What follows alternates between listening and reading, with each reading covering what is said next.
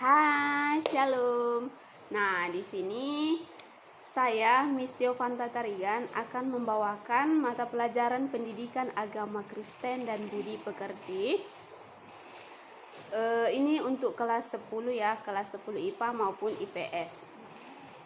Hari ini kita masuk ke bab 14 dengan judul Remaja Kristen sebagai pelopor pembaharuan ya. Tentunya kita sudah tahu remaja Kristen itu adalah kita ya yang masih menduduki dunia sekolah, yaitu antara SMP dan juga SMA ya. Nah, sedangkan pelopor merupakan penemu ataupun seorang yang pertama menemukan sesuatu hal begitu ya.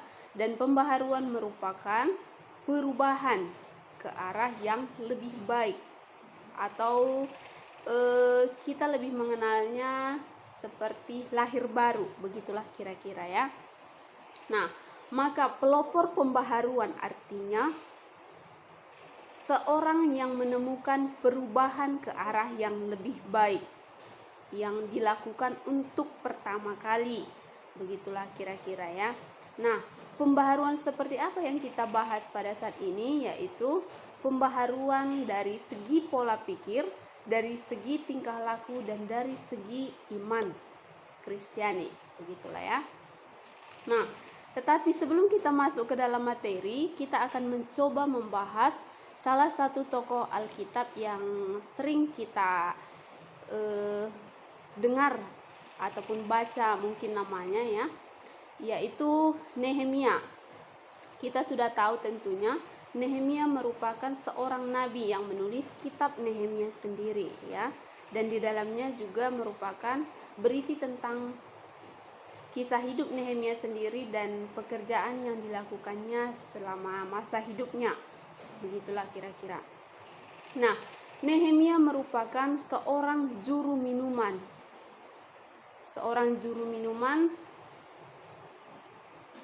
di negara Persia ya, yang pada saat itu rajanya adalah Raja Artasasta.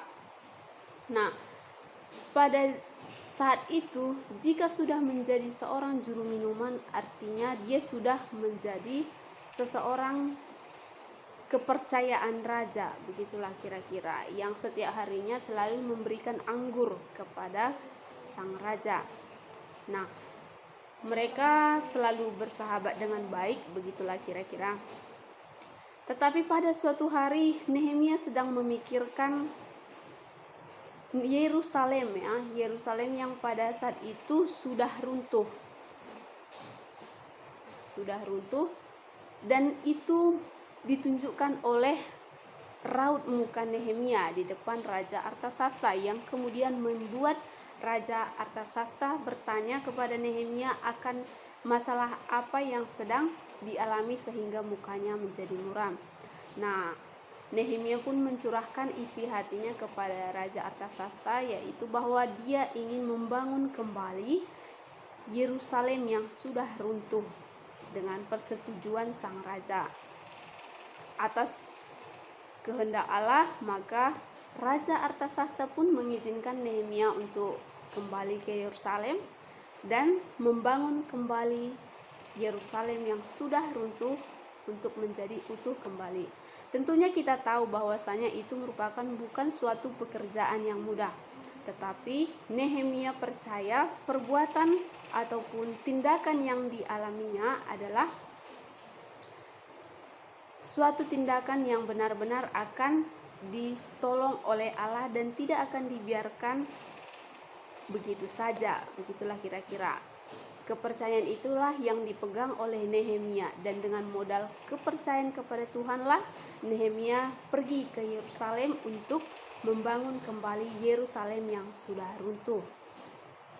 Nah, pelajaran apa yang kita dapat dari Nehemia?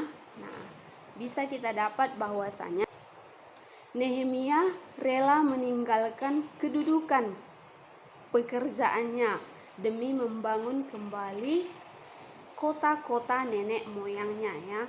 Pada saat itu juru minuman sudah sangat enak, begitulah kira-kira, tetapi dia rela meninggalkan rasa kehormatan yang diberikan oleh orang kepadanya demi membangun ataupun demi mengumpulkan kembali bangsa Israel untuk kembali ke kota Yerusalem. Karena dia tahu bahwasanya nenek moyangnya dikuburkan di Yerusalem dan dia sangat menghargai itu. Nah, itulah yang patut kita contoh sebagai remaja Kristen, di mana ketika Nehemia memutuskan untuk membangun kembali Yerusalem yang sudah runtuh, dia pun mempercayakan dirinya akan dipenuhi oleh kuasa Allah, dan dengan modal iman itulah dia mampu membangun kembali Yerusalem. Itulah yang patut kita contoh sebagai remaja Kristen. Kita harus mampu meninggalkan kenikmatan duniawi kita agar kita benar-benar diperbaharui oleh Allah menuju orang ataupun iman yang lebih baik. Begitulah kira-kira ya. Nah, dan selanjutnya adapun hal-hal yang perlu kita perbaharui di dalam diri kita, yaitu ada 3 poin ya. Yang pertama itu pikiran, yang kedua perkataan, dan yang ketiga perbuatan. Hal inilah yang paling utama untuk kita perbaharui sebagai remaja Kristen tentunya. Nah, mengapa kita harus penting untuk memperbaharui ketiga hal ini? Kita akan di dalam Matius 5 ayat 19 dikatakan, "Kamu adalah garam dunia. Jika garam itu menjadi tawar, dengan apakah diasinkan? Tidak ada lagi gunanya selain dibuang dan diinjak orang." Nah, kenapa kita harus memperbaharui ketiga hal tersebut? Yaitu kita berpatokan ke dalam ayat ini tadi, di mana Yesus sendiri mengajarkan kita agar kita menjadi garam ya. Kita sudah tahu fungsi garam merupakan mengasinkan. Selain mengasinkan, dapat mengawetkan. Begitulah kira-kira. Tanpa garam masakan adalah hambar. Tanpa garam sebuah masakan apapun tidak akan ada rasa. Nah, karena ada garam, masakan bisa menjadi nikmat, bukan? Nah, begitu juga dengan kita sebagai remaja Kristen di sini ya. Kita dituntut agar dapat menjadi garam dan terang dunia. Nah, terang, kita sudah tahu terang itu adalah sebuah objek yang mampu memberikan atau mempengaruhi sebuah ruangan.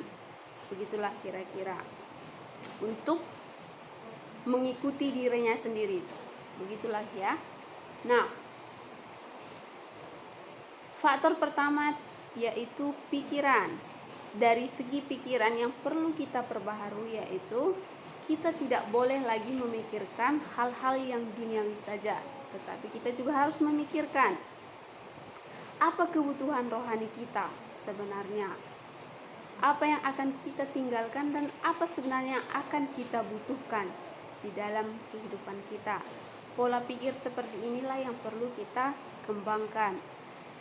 Nah, di dalam kehidupan sehari-hari ya, mungkin kita sering berpikiran negatif untuk menanggapi sesuatu hal, tetapi jika kita sudah diperbaharui oleh Kristus, maka kita harus meninggalkan pikiran-pikiran yang negatif dan kita harus mengarah kepada pikiran yang lebih positif.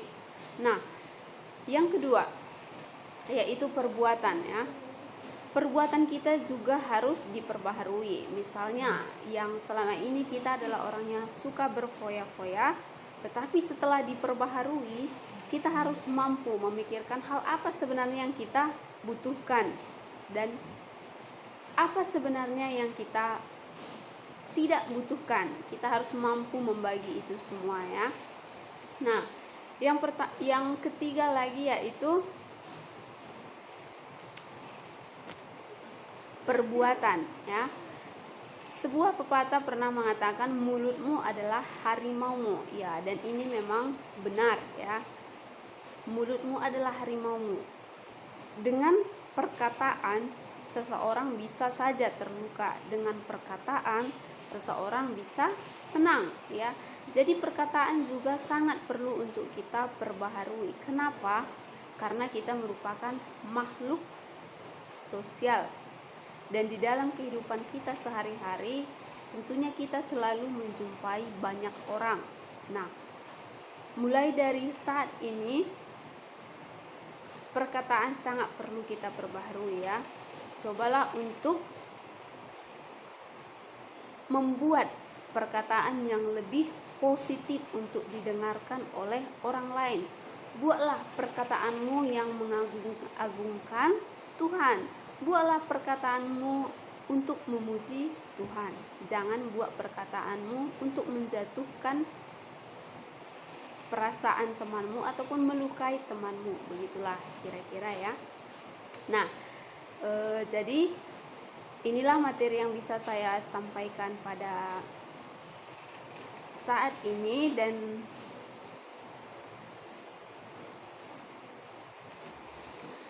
dan marilah kita sebagai remaja Kristen mulai membaharui diri kita, yaitu pikiran kita, perkataan kita, dan perbuatan kita untuk ke arah yang lebih baik, sehingga kita dapat menjadi garam dan terang di lingkungan dimanapun kita berada, dengan tidak membeda-bedakan suku, golongan, agama, ataupun kelompok apapun orang tersebut. Marilah tetap menjadi terang bagi lingkungan dan tetap menjadi garam yang membawa rasa yang mengenakkan bagi lingkunganmu. Sekian dan terima kasih. Shalom.